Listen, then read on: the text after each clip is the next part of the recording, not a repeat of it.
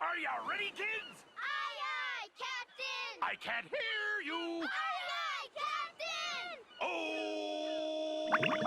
Oh! What's up, folks? By the intro and the obvious thumbnail, you see what I've brought today in the SpongeBob Battle for Bikini Bottom Rehydrated. This game is one of the many games of my childhood, so seeing it remade was neat and I knew I had to get it.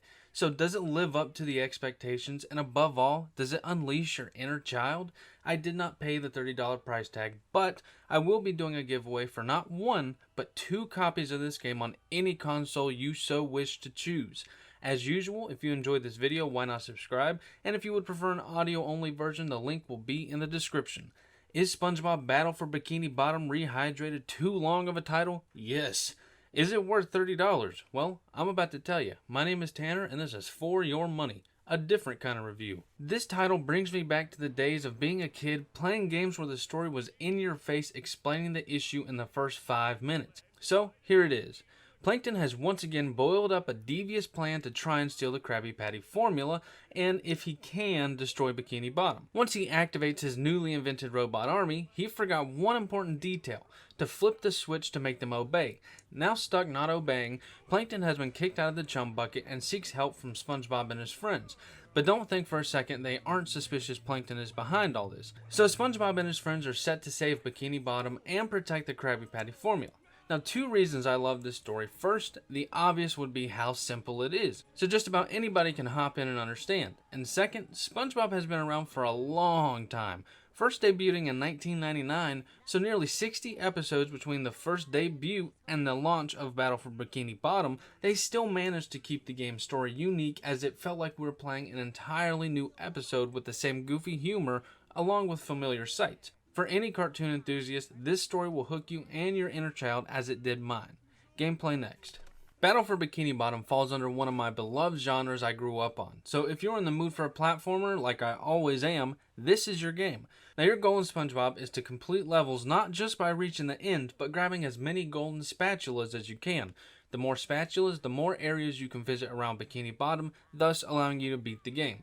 For the most part, missions are large, diverse, and rather straightforward. You are required to play as multiple characters due to them having their own techniques for conquering the gaps in front of you. SpongeBob can use his underwear to bungee down some heights, Patrick will throw fruit and enemies to hit buttons that will allow for further level progression, and Sandy will swing her lasso as well as glide with it through the air. So, in saying this, there is no denying that Sandy is the most useful. Gliding makes everything a cheese. Now, in order to switch characters, you'll find bus stations around the map, usually at the locations the swap is necessary, and it will change out your current character for whichever one is needed. No, you don't get to choose who you play as, it's level specific. So if you need SpongeBob for a part, you have to play as him, or if you need Patrick, you gotta play as him. As for the levels, they are big, but nothing overwhelming, and each one of them feels very different, offering different methods of platforming. Now, one will have you bouncing from leaves to leaves, where others will have you sliding down mountains and jumping over pits. The diversity really gives it a fresh feeling for each level. As far as the combat goes, it's simple as Jack and Dexter. A couple enemies on screen, and you melee attack them. Each character has a couple attacks they can use, and once again, Sandy comes in reigning supreme with the lasso, killing enemies with one grab. Though simple, combat is fun. It brings me back to the days playing the platformers of the before times, which seems forever ago now, but here we get that nostalgic feeling once more. It also brings appreciation for where we are today, as you can see some age for some of the puzzles, such as the pinball track in the Murmur layer, and in that same layer we have to throw fruits to line up some beams for Barnacle Boy. It reminds us of the lack of challenging objectives in the earlier platformers. Personally, I never found this game to be too hard, and I know it seems crazy for me to mention this, but I know some parents would like their kids to play this. You may need to help them with boss fights, but other than that, nothing was too challenging. In fact, you're basically rewarded for dying. How? When you die, you keep your gems, and once reloaded, every enemy and smashable box respawns, so the entire game is a giant farm for gems, which are used to open doors or buy spatulas from Mr. Krabs. And once again, you need those spatulas to beat the game.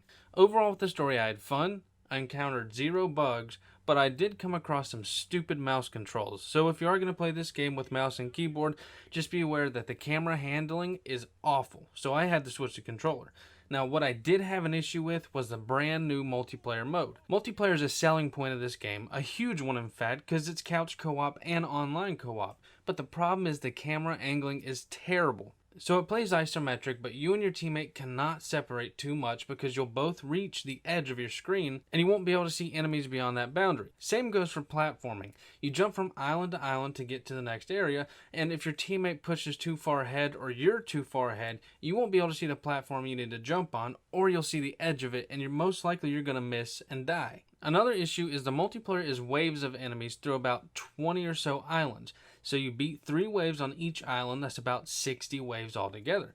Once you beat all the islands and then you get to the boss and you defeat him, you would think you go on to another stage or unlock a new stage. But no, you go to the main menu and you can do the exact stage you just did once again. The fact that there's only one stage for multiplayer to me means it should not be a selling point. You'll have about one good run and enjoy it, but past that it's going to be very tedious. But enough about that. Overall, when it came to the main story, I enjoyed the gameplay. It was simple to hop in, and I enjoyed the time I spent in Bikini Bottom with simple combat and over-the-top platforming, as well as sets of character abilities that are very different from each other, adding to the playability. Design next. It's always rewarding to see a beloved game remade, especially during today's graphical enhancements. Coming from Battle for Bikini Bottom on GameCube in 2003, zipping 17 years later to playing it on PC with revamped graphics makes this game seem like a whole new adventure. Purple Lamp Studio did take their time to ensure the graphics would fit in with today's lineup of games, but not in the Last of Us 2 way, more along the lines of Super Lucky. With these incredible graphics, we also see a new side of the character's design. Every character looks identical to how they do in the TV series, and we couldn't ask for anything more. As for the world of Bikini Bottom, my inner child became as interested in it as I was fireworks at the age of 6. Sure, it may not be completely accurate, but this is all we have to go off of since we don't know exactly how the streets connect in the show. Lastly, we have soundtrack. Don't get me wrong, I enjoyed what I heard, but my issue with the soundtrack is there was always a default song that plays over and over and over. Trust me. Listening to the same song 1,000 times gets rather obnoxious, so when the track changes, you're going to get rather excited. Here's some clips of the overall design. I feel like a new sponge.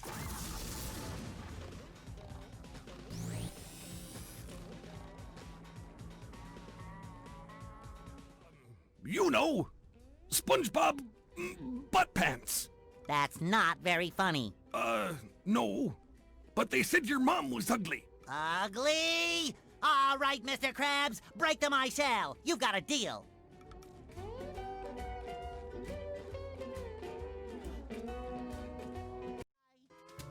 I promised myself I wouldn't cry. Cry all you want, but not here. We just wax the floors. I love opening presents.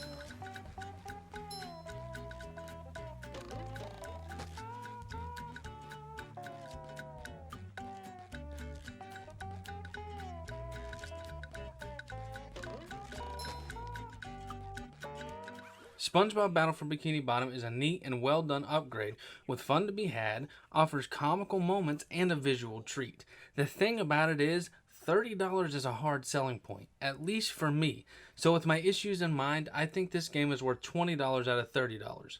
Another reason for this score, let's look at something like Spyro Reignited. It sells for $40, $10 more than this, and offers 3 games remastered for that price. Though I love SpongeBob, I can see where people get iffy and draw the line at $30. As usual, this was a phenomenal gaming experience, and if you enjoyed this video, why not subscribe? Otherwise, hit that thumbs down. Till next time, fellas.